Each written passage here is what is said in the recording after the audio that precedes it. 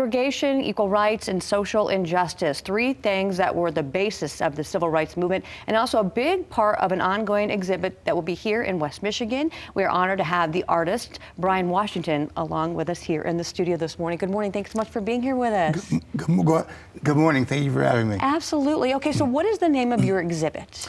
My exhibit is called The Continual Struggle, and it's basically a visual narrative retelling of the struggle for equal rights in this country. Okay, and where is it actually on exhibit at? It's on exhibit at the Gerald Ford Presidential Museum.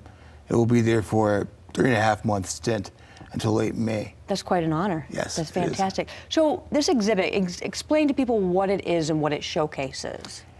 It is an example of visual narrative thematic art. So what I mean by that is it's upwards of almost 40 pieces, but it's really one work of art. It's one story. All these paintings go together and they tell a story. It's the story of the struggle for equal rights in the United States of America.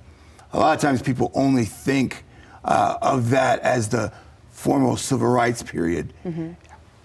And this project, explains that and depicts that, but it also goes well before that. Mm-hmm. Because the struggle started way before that. Sure. And as sharecroppers and all these instances of segregation that led up to the civil rights movement. So we were getting a look at some of the video there, and you said these are paintings. How big are these paintings? They're quite big.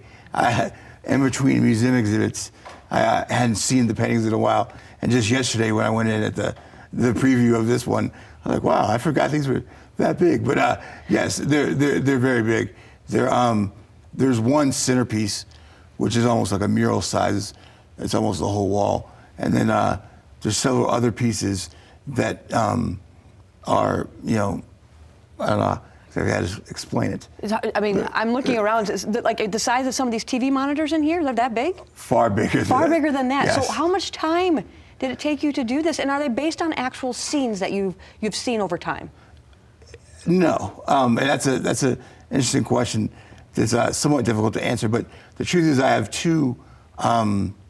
there's two components of coming up with these paintings. Mm-hmm. And one is I have an idea of what I want it to be about, what aspect of the movement I want to depict, and how I can do that in visual language. Mm-hmm. And that idea can take a while. I mean, sometimes I get a bunch of ideas at once, and other times I don't have them for a while.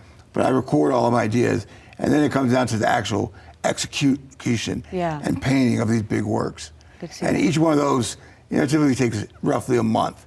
But that doesn't mean that, I do them month. It depends on when I have the inspiration. Yeah. But sometimes I get on a good roll and I can save the ideas up, and then I have a bunch stored up to knock them out. But this project specifically took me a total of 14 years. Wow. Because during that time, I also went to law school, and I was a practicing lawyer at a major firm. Sure. But I kept working on this until I finally left to finish it off and that's pretty do cool it to justice. see 14 years there on display. I mean, that's a great honor for you. Congratulations to you. Really, I can't wait to get down there and see it. So people have a chance to hear you speak a little bit before everything opens up on Thursday, correct? Yes.